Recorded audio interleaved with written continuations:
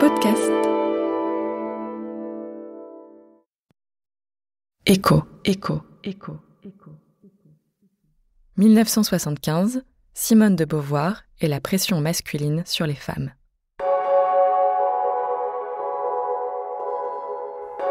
Simone de Beauvoir est une philosophe, essayiste et romancière née à Paris en 1908. En 1949, elle publie Le Deuxième Sexe. Malgré de vives critiques, le livre est un succès immédiat et marque durablement la philosophie féministe. Simone de Beauvoir obtient en 1954 le prix Goncourt avec Les Mandarins. Elle poursuit son engagement féministe, rédige le Manifeste des 343 et publie également plusieurs récits autobiographiques. Elle partage sa vie avec Jean-Paul Sartre, avec qui elle forme un couple qui deviendra mythique. Cette archive date de 1975. Simone de Beauvoir est interviewée à la télévision par Jean-Louis Servan-Schreiber. 25 ans après, elle revient sur la polémique suscitée par la publication du Deuxième Sexe et poursuit son combat pour l'égalité entre les hommes et les femmes. Simone de Beauvoir, Le Deuxième Sexe, si on devait le résumer, ce qui est évidemment très difficile, pourrait peut-être tourner autour de cette idée qui a été souvent reprise depuis, mais que j'aimerais bien vous voir expliquer. On ne naît pas femme, on le devient. Oui, c'est en somme la formule qui résume l'ensemble de mes thèses. Et ce qu'elle signifie est très simple, c'est que être femme, ce n'est pas une donnée naturelle. C'est le résultat d'une histoire. Il n'y a pas un destin biologique, psychologique, qui définisse la femme en tant que telle.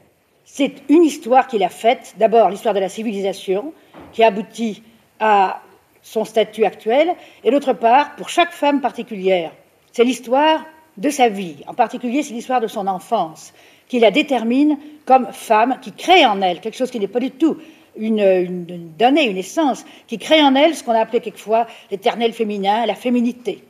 Et plus les études psychologiques sur les enfants s'approfondissent, plus il est sensible, plus on voit avec évidence que vraiment le petit bébé féminin est fabriqué pour devenir une femme. Il y a là-dessus un excellent livre qu'une Italienne vient d'écrire, Elena Bellotti, ça s'appelle Du côté des petites filles, et on montre comment déjà, bien avant que l'enfant ne soit même conscient, on inscrit dans son corps, dans la manière de le faire téter, de le porter, de le bercer, etc., on inscrit dans son corps ce qui plus tard apparaîtra peut-être comme un destin. Les différences biologiques qui sont évidentes, vous considérez qu'elles ne jouent pas de rôle dans le comportement ultérieur éventuel de l'individu? Je pense qu'elles peuvent en jouer un, si, elles en jouent un, certainement. Mais l'importance qui leur est accordée, l'importance que prennent ces différences, vient du contexte social dans lequel elles se situent. Je veux dire que, bien entendu, c'est très important qu'une femme puisse être enceinte, avoir des enfants, tandis que l'homme ne le peut pas. Ça fait une grande différence entre les deux. Mais ce n'est pas cette différence qui fonde la différence de statut et l'état d'exploitation et d'oppression auquel est soumise la femme. C'est en quelque sorte un prétexte au cours duquel se construit la condition féminine. Mais ce n'est pas cela qui détermine cette condition. Mais quand vous dites exploitation ou oppression, ça suppose qu'il y ait une volonté à un moment donné. Ce n'est pas simplement accidentel. Alors, où retracez-vous l'origine de cette volonté sur le plan historique et comment, à votre avis, se manifestait-elle de la part des hommes? Ça remonte à la nuit des temps. Je crois qu'il faut partir de l'idée que, comme on a dit, l'homme est un lot pour l'homme, il existe la rareté, il n'y a pas assez pour tout le monde. Alors les plus forts, et il y a eu un moment dans la nuit des temps où la force physique, ça comptait énormément, les plus forts se sont appropriés les droits, le pouvoir, de manière à avoir également de la prééminence économique, grossièrement, pour être ceux qui étaient toujours sûrs de manger. C'était très visible en Chine, par exemple, où il y avait de grande pauvreté, et on laissait mourir si on tuait les petites filles, et on empêchait les femmes de participer à la production, de manière à ce que l'homme ait vraiment tout en main. Ça a été comme ça toujours, et ça, je n'ai pas le temps de raconter ici toute l'histoire de la femme, mais il est bien évident que d'époque en époque, il y a eu toujours une volonté des hommes de prendre le pouvoir. Je n'en citerai qu'un exemple. Au Moyen-Âge et dans les siècles, enfin, à la Renaissance, les femmes avaient beaucoup de pouvoir comme médecins. Elles connaissaient des quantités de remèdes, des herbes, des remèdes qui étaient des remèdes de bonne femme et quelquefois très valables. Eh bien, la médecine leur a été prise des mains par les hommes. Toutes les persécutions contre les sorcières ont été essentiellement fondée sur cette volonté des hommes d'écarter les femmes de la médecine et du pouvoir qu'elles donnent. Et ensuite, alors, au XVIIIe, au XIXe siècle, il y a des statuts faits par les hommes qui interdisent rigoureusement, sous peine de prison, d'amende, etc., aux femmes d'exercer la médecine si elles n'ont pas suivi certaines écoles auxquelles, par-dessus le marché, on ne les acceptait pas. Alors, les femmes, à ce moment-là, se sont vues reléguées au rôle de Florence Nightingale, au rôle d'infirmière, au rôle d'aide-assistante, etc. Et vraiment, il y a des ouvrages intéressants là-dessus. On voit comment il y a eu une volonté, puisque vous parliez de volonté, une volonté des hommes d'arracher la médecine aux femmes. Je pense que si on prenait d'autres domaines, on trouverait tout à fait les mêmes processus. Il y a donc en effet une volonté, et maintenant, cette volonté n'est peut-être plus de prendre, mais c'est en tout cas une volonté très, très, très forte de garder. Il y a des barrages qui se font partout lorsque les femmes veulent accéder à certaines qualifications ou à certains pouvoirs. Il y a une phrase qui est intéressante, surprend dans vos mémoires. Vous dites qu'en écrivant Le deuxième sexe, vous êtes aperçu que vous découvriez à 40 ans, au moment où vous l'avez écrit, une situation qui crevait les yeux dès qu'on l'avait aperçue réellement. Alors comment ça se fait que vous, qui étiez une intellectuelle, qui aviez fait des études poussées d'agrégation, vous n'aviez pas ressenti avant 40 ans la condition de la femme telle que vous la décrivez? Parce que j'ai vécu ma propre condition, qui était, comme vous dites, une condition d'intellectuel, qui avait la chance de faire un métier dans lequel il n'y avait pas de compétition avec les hommes, puisque l'enseignement est ouvert aussi bien aux femmes qu'aux hommes. J'avais eu des camarades à la Sorbonne ou enfin ailleurs, qui, justement, sur le plan intellectuel, me traitaient tout à fait à égalité, donc je n'avais pas senti cela. Comme par-dessus le marché, je n'avais pas voulu ni me marier, ni avoir d'enfants, que j'avais donc pas amené une vie d'intérieur, ce qui est la chose la plus écrasante dans la condition féminine, j'avais échappé aux servitudes de la condition féminine.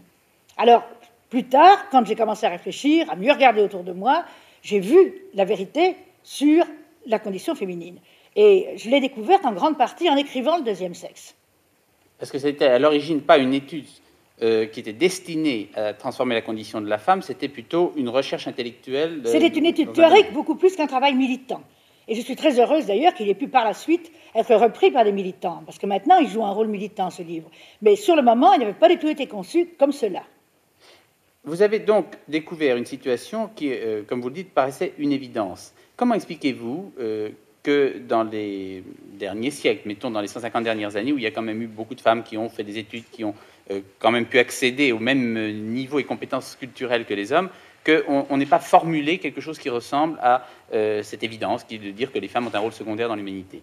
Parce que les hommes n'avaient pas intérêt à le formuler, étant donné que justement... Mais les femmes pouvaient le faire, elles avaient le droit, et elles avaient il y a eu des femmes qui ont fait entendre des cris de protestation. Il y a eu des femmes qui ont écrit en Angleterre, par exemple, chez les anglo-saxonnes.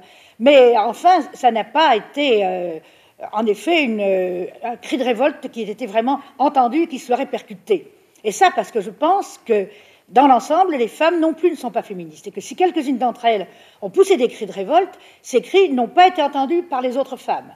Et ça, alors, il y aurait bien des raisons pour expliquer cette attitude assez passive, en somme, résignée pour retenir des femmes. Résignation qui va d'ailleurs avec de la récrimination, avec du ressentiment, mais qui s'est très rarement tournée en véritable révolte. D'abord, il y a ce que je vous disais tout à l'heure, la formation de la femme dans sa toute petite enfance, et ça, ce sont des choses, des structures qu'on a déposées en elle, dont il est bien difficile de jamais se débarrasser tout à fait. Est-ce que vous pourriez me donner un exemple? Vous dites dans la toute petite enfance, c'est à peu près à quel âge et c'est à quel type de traitement vous faites-vous allusion? Eh bien, dans ce livre de Bellotti dont je parlais tout à l'heure, Bellotti c'est une pédiatre italienne qui connaît très bien la question, elle montre que dans la manière même de donner le sein au bébé, la mère ne traite pas la petite fille de la même façon, qu'on encourage beaucoup plus une certaine agressivité dans la manière de traiter chez le petit garçon que chez la petite fille. Que dès que le petit garçon, alors un petit peu plus âgé, aura des initiatives ou d'indépendance ou d'insolence ou voudra, je sais pas, enfin jouera des tours, on l'encouragera, on s'en amusera. Tandis que la petite fille, tout de suite, on la remettra à sa place. De même, le sexe du petit garçon, eh bien, il y a beaucoup de nourrices, de mères, à travers toute l'histoire, on le sait, et ça existe certainement encore aujourd'hui, qui s'en amusent, qui jouent avec, qui en font un petit personnage, si bien que le petit garçon à 2 ans, à 3 ans, il est déjà habitué quasi à s'exhiber. Tandis que la petite fille, au contraire, on lui enseigne à se cacher, à ne pas se montrer. Et c'est très frappant dans les crèches, même chez des très très jeunes enfants, que les petits garçons sont en quelque sorte, oui, exhibitionnistes, tandis que les petites filles, au contraire, ont ce qu'on appelle la pudeur et qui est en fait un comportement construit. Autrement dit, ce sont les femmes, les mères, qui, à l'origine, créent la discrimination. En grande partie.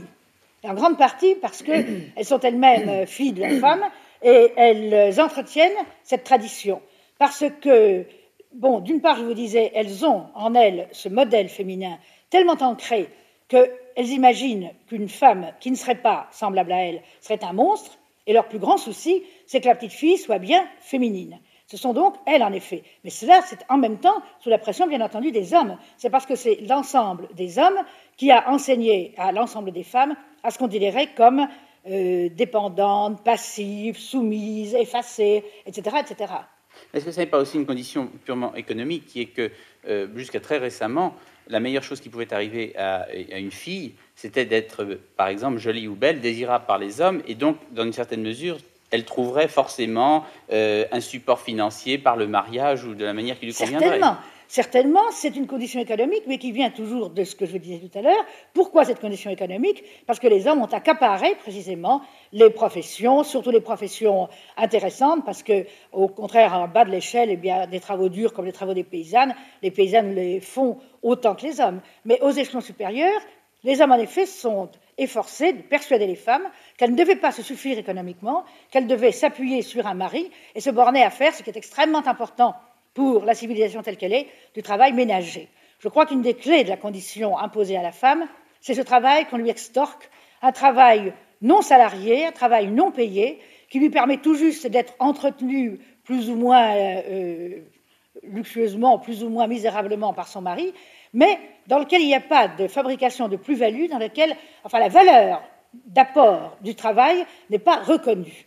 Et ça, c'est très important. Je ne sais plus les chiffres exactement, mais je crois que en 1955, on a fait des statistiques, pour 45 milliards de travail salarié qu'il y avait en France en une année, il y avait quelque chose comme 46 milliards de travail ménager, donc de travail non rétribué. Et si les femmes faisaient la révolution sur ce plan-là, sur le plan du travail ménager, si elles le refusaient, si elles obligeaient les hommes à le faire avec elles, enfin si ce travail n'était plus ce travail clandestin auquel elles sont, je dirais, condamnées, parce que je trouve que mener cette vie à longueur d'années de vie sans rien de productif, c'est vraiment une condamnation. Eh bien, si ceci était changé, toute la société en serait bouleversée. Vous dites sans rien de productif. Il y a beaucoup de femmes, parmi celles qui nous écoutent, qui considèrent que le fait d'élever ses enfants, de réussir cette chose extrêmement difficile que d'amener une génération suivante dans le meilleur état possible, et en fait, le poids en retombe pour l'essentiel sur les femmes. Et puis même des petites choses comme effectivement d'avoir un intérieur qui soit agréable, de créer un cadre de vie, n'est pas nul, n'est pas quelque chose qui ne compte pas. Et comment est-ce que vous Je n'ai pas dit que ça ne comptait pas, je dis que ça n'était pas productif, que ça ne fabriquait pas, enfin ce qu'on appelle des valeurs économiques. Non. Et dans ce travail qui peut être très, en effet, enfin très intéressant et très enrichissant, il y a tout un côté, je parle là du travail ménager proprement dit, tout un côté de routine, de répétition, de recommencement, et surtout il y a une terrible dépendance. Parce que finalement, la femme ne peut faire ce travail et que si, par ailleurs, elle est donc entretenue par un mari qui gagne sa vie. Et si jamais le mari ou se prend d'une autre femme, ou se fatigue d'elle, enfin s'il y a, ou lui rend la vie impossible, s'il y a séparation, s'il y a divorce, la femme se retrouve très très souvent sans ressources.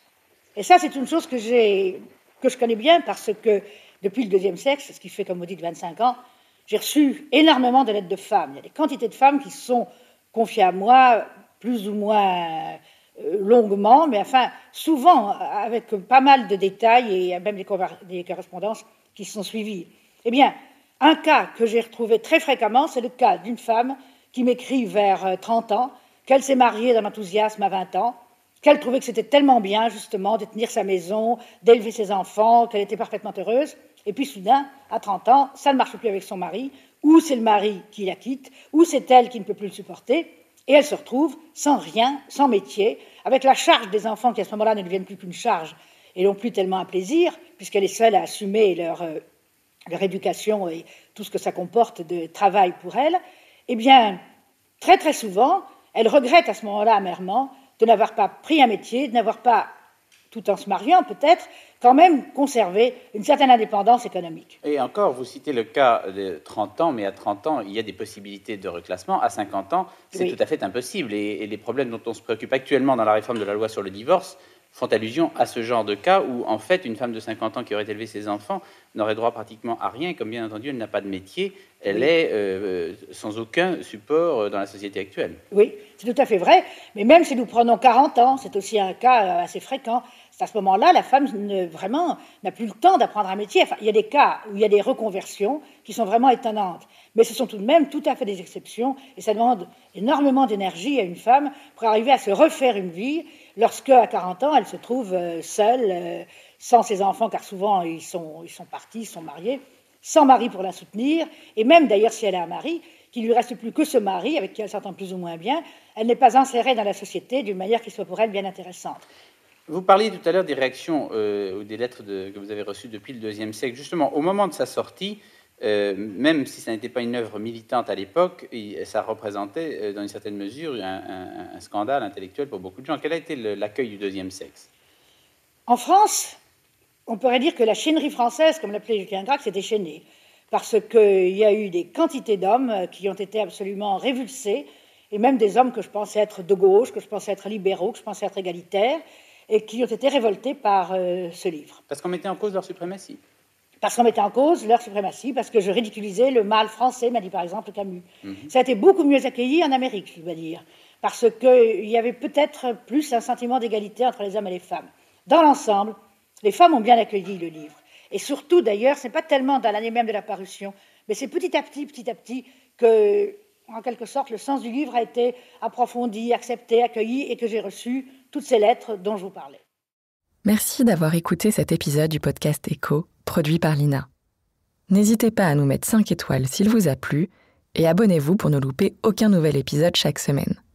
À très vite sur Écho.